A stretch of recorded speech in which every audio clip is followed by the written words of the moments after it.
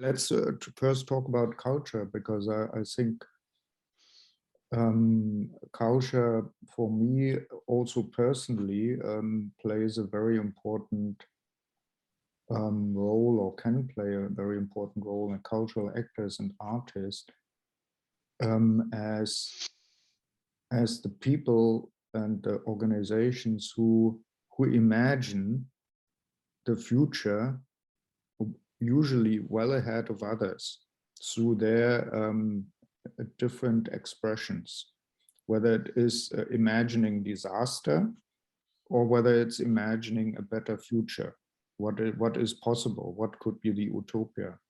I mean, we had artists and cultural workers talking about the possible war in Ukraine forever, especially also in the in the Baltics.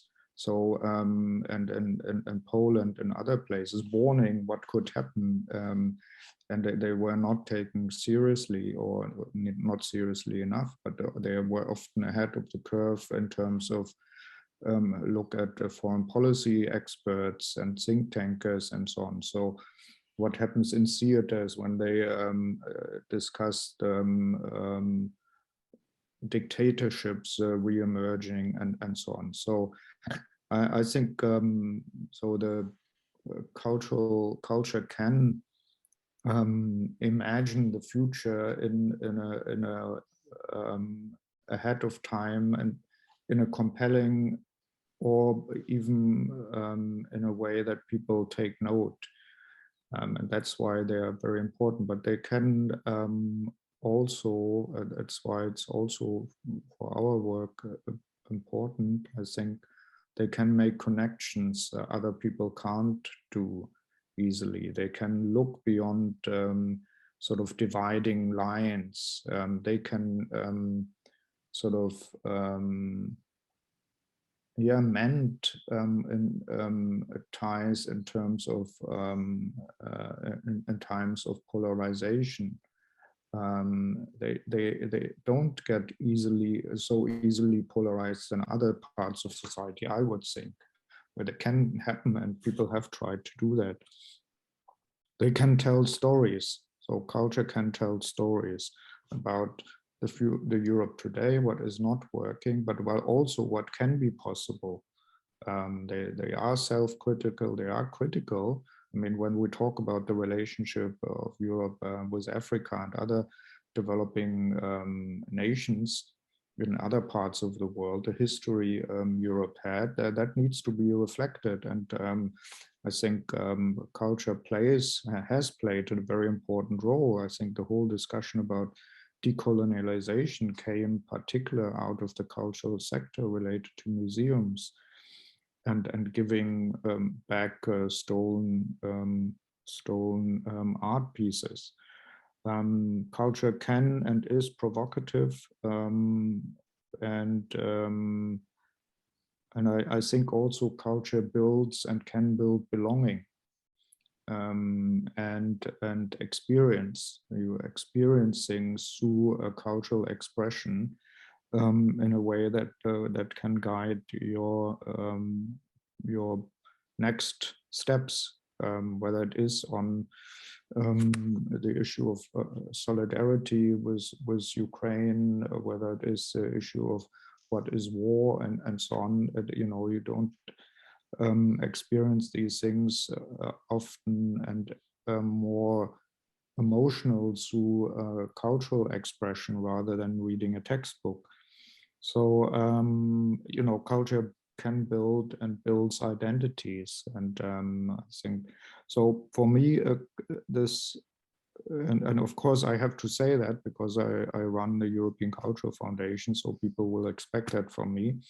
But I also say that as someone who has experienced dramatic change early in my life, and I know how important the culture and artists were in during the Cold War, and then when the Berlin Wall collapsed.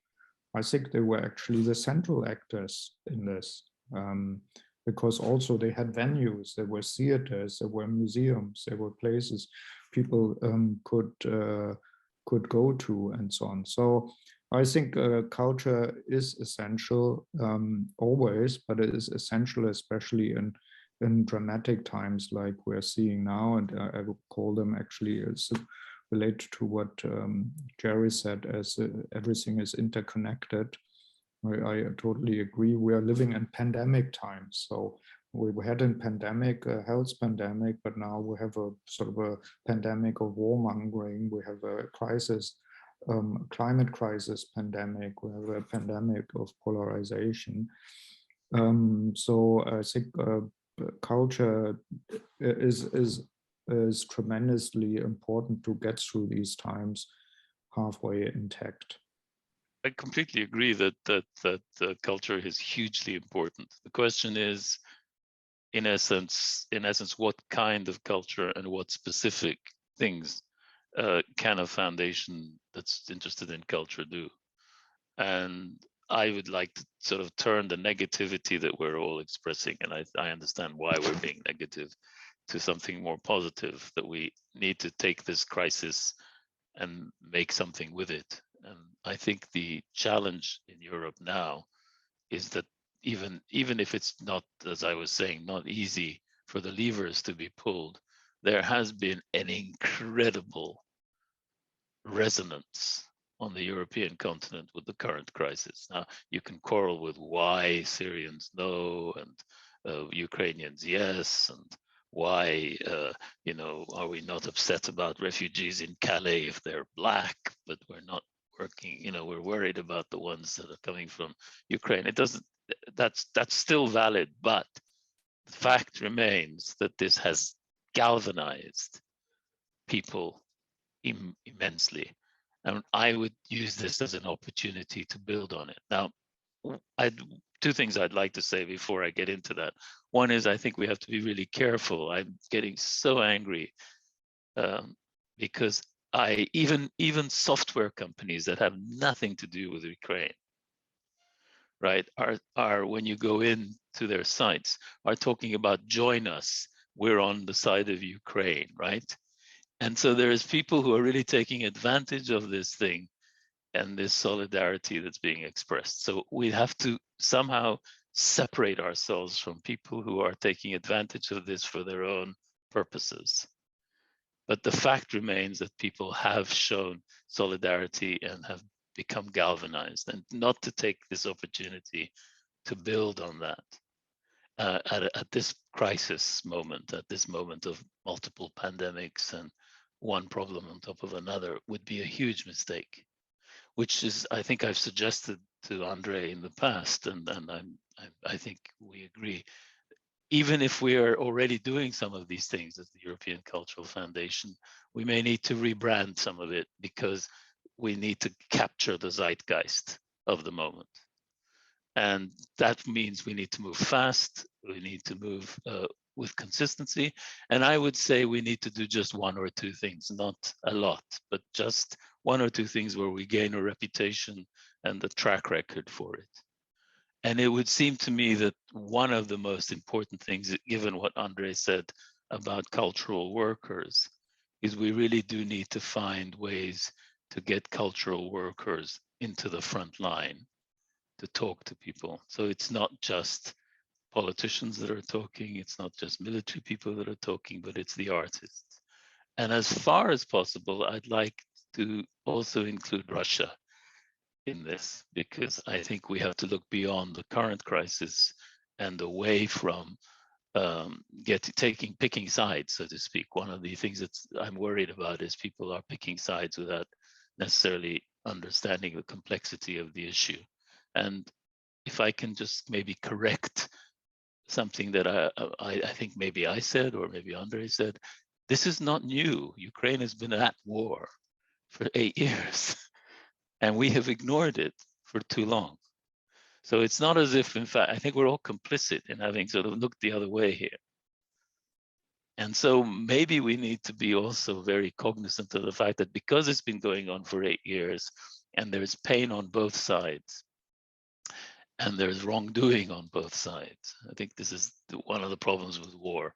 I've just been looking at the situation in Ethiopia. When there is war, people do things, horrible things, and both sides do them. And we need to be, as an institution, quite cognizant of that. It doesn't mean we don't recognize that one is an aggressor and one is the defender. But the fact is that both sides may be behaving badly, and the pain that's being racked up on both sides is going to become very difficult to surmount. So one of the things I would urge us to do is culturally to look for a moment when there is peace, when there is resolution, when there is ceasefire, whatever, that we actually are able to connect with cultural workers on both sides or on all sides